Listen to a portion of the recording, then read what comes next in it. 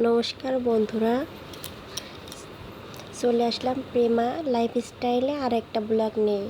দেখেন, আজকে আমি ব্লগটা শুরু করছি। আজকের ব্লগে আমি একটা ভিডিও অ্যাড করছি। তো ভিডিওটা যদি আপনাদের ভালো লাগে তো প্লিজ লাইক করবেন। দেখেন, এখন বাজে রাত 10টা। তো এখন খেতে ইচ্ছা হচ্ছে ভর্তা। তো বাড়িতে ছিল বেগুন, তো এটাই ভর্তা করব। দেখেন, এই যে বেগুনগুলো কেটে নিয়েছি, ছোট ছোট করে কেটে নিয়েছি। তো কাটার পরে এইটা আমি ধুয়ে নিয়েছি। এই যে দেখেন, পরিষ্কার করে ধুয়ে নিয়েছি। তো ধুয়ে নেওয়ার পরে এটা আমি লবণ হলুদ দিয়ে মেখে নেব। আজকে মন চাচ্ছে যে ভাজি করে ঝাল ঝাল ভর্তা করতে। তো ভর্তা কার না পছন্দ। তো এখন রাত 10টার সময় ভর্তা খেতে ইচ্ছা হলো, তো চলে আসলাম ভর্তা তৈরি করতে।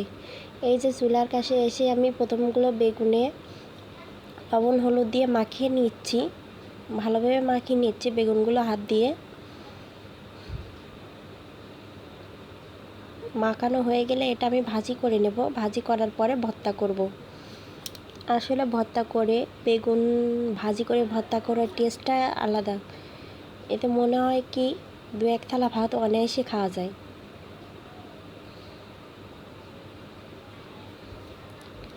এই যে কড়াইতে তেল দিয়ে দিয়েছিলাম, আগে থেকে তেলটা গরম হয়ে গেছে। তো আমি একে একে বেগুনগুলো ভাজি করে নেব। খুব সুন্দর করে ভাজি করব।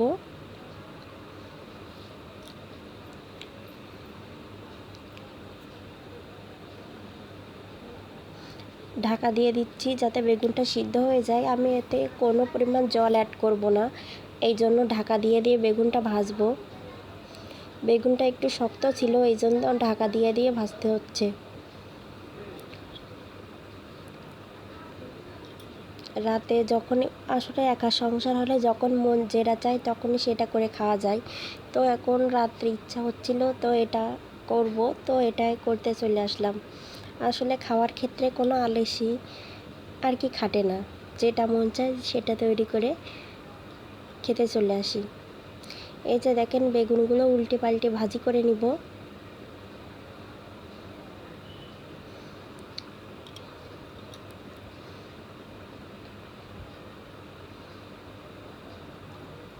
ভাজি করা হয়ে গেলে উঠিয়ে নেব।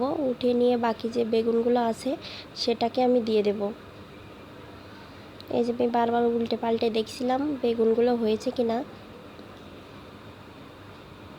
লাল লাল করে একটু ভাজি করব বেগুনগুলো।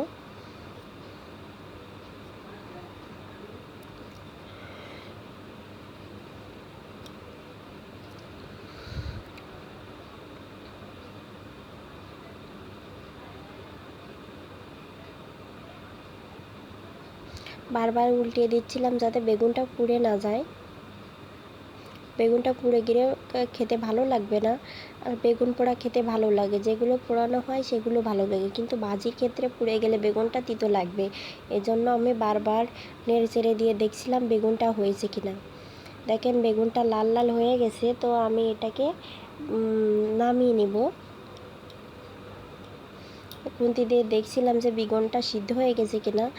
তো আমার মনে হচ্ছে বেগুনটা সিদ্ধ হয়ে গেছে ভালো করে। তো এবার নামিয়ে নিচ্ছি।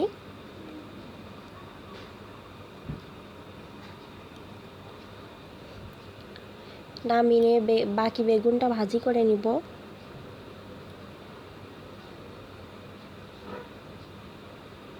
আসলে গরম ভাতের সাথে ভর্তা, যে কোনো ভর্তা খেতে কিন্তু দারুণ লাগে। তো আজ রাতে ভাত বসাইছি। এই যে দেখেন, রাতে ভাত বসিয়ে দিয়েছি।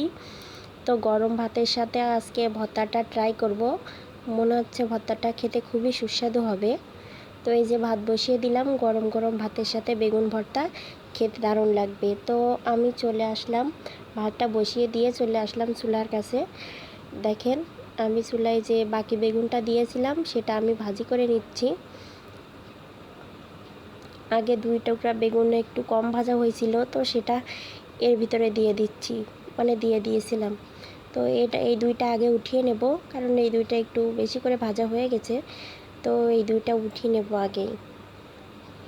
এই যে আমি ঢাকা দিয়ে আবার ভাজি করে নিচ্ছি। আসলে ভাপেরটা সিদ্ধটা তাড়াতাড়ি হয়ে যায়, তো কোনো প্রকার জল দেওয়া লাগে না।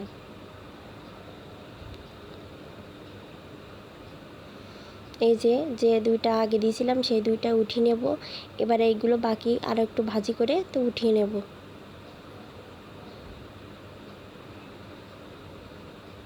এখনও ভাজাটা হয়নি, একটু একটু কালার চেঞ্জ হয়েছে। তো আমি চাচ্ছি আর একটু কালার চেঞ্জ হোক, এই জন্য একটু ঢাকা দিয়ে দিয়েছি আবার।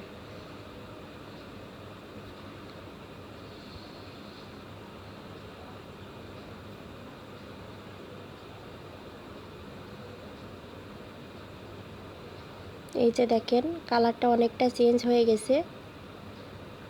তো এটাকে আমি নামিয়ে নেব। আর এক পিঠ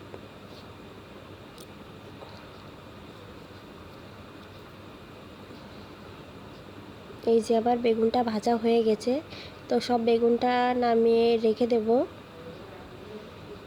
এই তেলে আমি কয়েক টুকরো রসুনের কোয়া আর 3টা শুকনো মরিচ ভাজি করে নেব। আসলে ছেলেও খাবে, তো আমার ছেলেও ভর্তাটা খেতে খুবই পছন্দ করে। তো এই জন্য ভাবছিলাম ঝাল ঝাল করে ভর্তাটা করব, কিন্তু ও তো ছোটো মানুষ, আবার বেশি ঝাল দিয়ে খেতে পারবে না।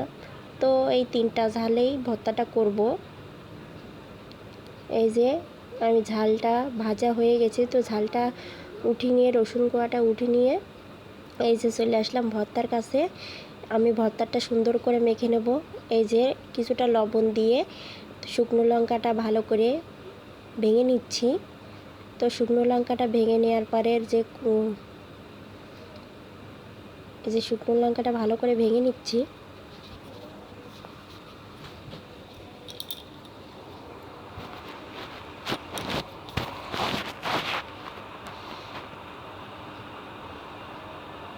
শুকনো লঙ্কাটা ভেঙে নেওয়া হয়ে গেছে। এবার আমি পেঁয়াজ কুচি অ্যাড করছি।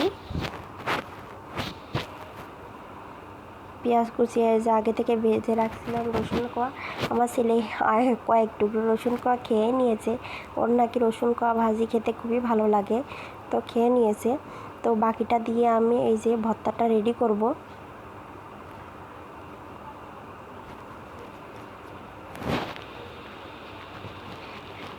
এই যে সর্ষের তেল দিয়ে দেব।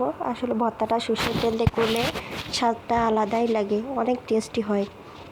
তো এই দেখেন পেঁয়াজ, শুকনো লঙ্কা আর সর্ষের তেল দিয়ে মাখিয়ে নিয়েছি। তো এবার আমি ভেজে রাখা বেগুনগুলো দিয়ে দিচ্ছি। ভেজে রাখা বেগুনগুলো দিয়ে মাখিয়ে নেব। আসলে বেগুনটা অনেক গরম ছিল, দেরিতেও আবার সহ্য হচ্ছে না, তো বেগুনটা অনেক গরম ছিল। তো এইভাবেই মাখিয়ে নিচ্ছি কষ্ট করে, হাতে গরম লাগছিল তো বারবার হাতটা উঠিয়ে নিচ্ছিলাম। হাতে মাখা ভর্তাটা আরও অনেক সুন্দর লাগে, তো আমি ভর্তাটা হাতে মেখেই করছি।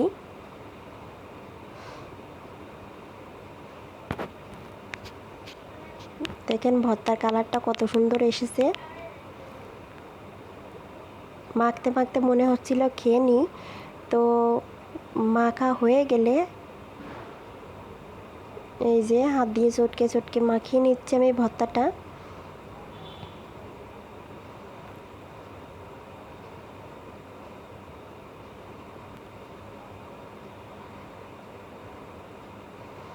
দেখেন হাত দিয়ে চটকে চটকে মেখে নিচ্ছি, যাতে কোনো প্রকার শক্ত না থাকে, পুরোটা বেগুন ভর্তার সাথে মিশে যায়। মাখতে মাখতে ছেলে বলছিল, মা আমাকে একটু দাও, দেখি কেমন লাগে। তো আমি বলছি যে মাখা হয়ে যাক তো দেব। একটু দিয়ে দেখছিলাম যে কেমন হয়েছে, সাথে আমি একটু ট্রাই করে দেখছিলাম যে ভর্তাটা কেমন হয়েছে খেতে। আর দেরি সহ্য হচ্ছিল না যে ভাতটা হবে। আজকে ব্লগটা এই পর্যন্ত, ধন্যবাদ।